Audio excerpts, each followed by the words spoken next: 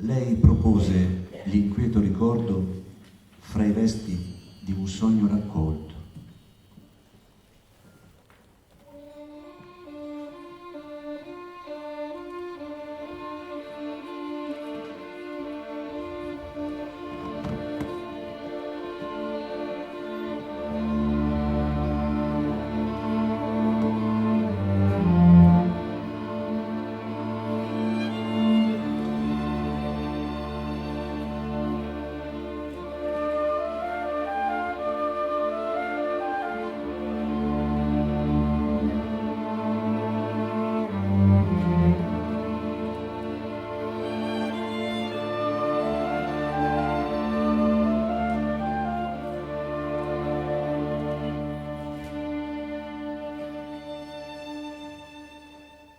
Nel grembo umido oscuro del tempio, l'ombra era fredda, gonfia d'incenso.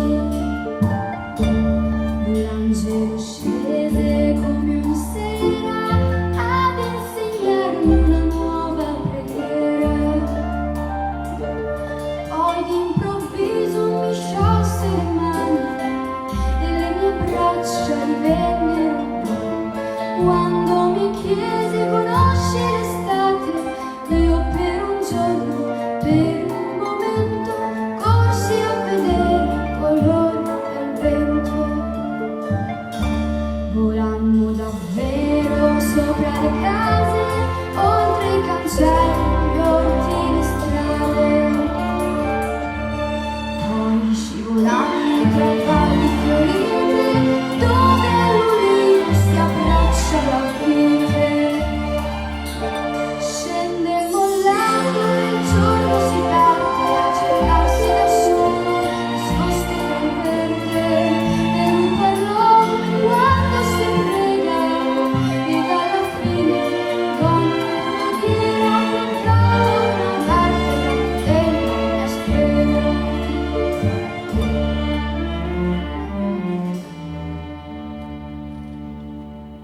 E l'angelo disse: non temere, Maria, infatti hai trovato grazia presso il Signore e per opera sua concepirai un figlio.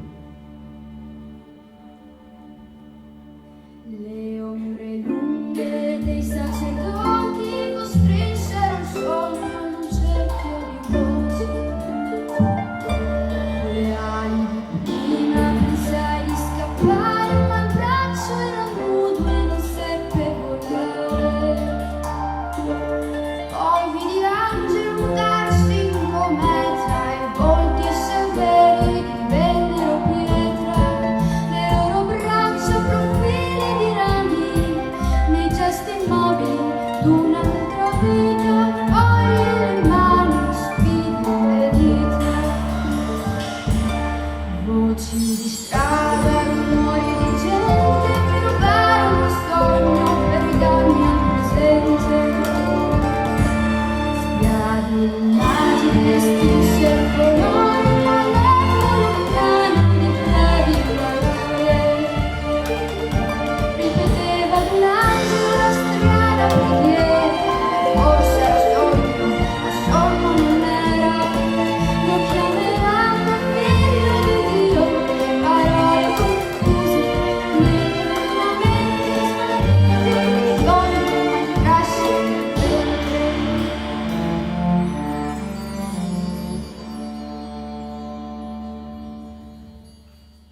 La parola ormai sfinita si sciolse in pianto,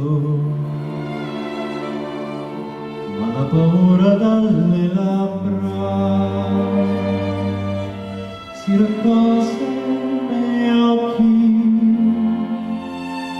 se mi chiusi nel gesto d'una quiete apparente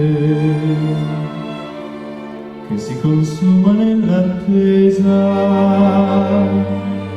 lo sguardo urgente.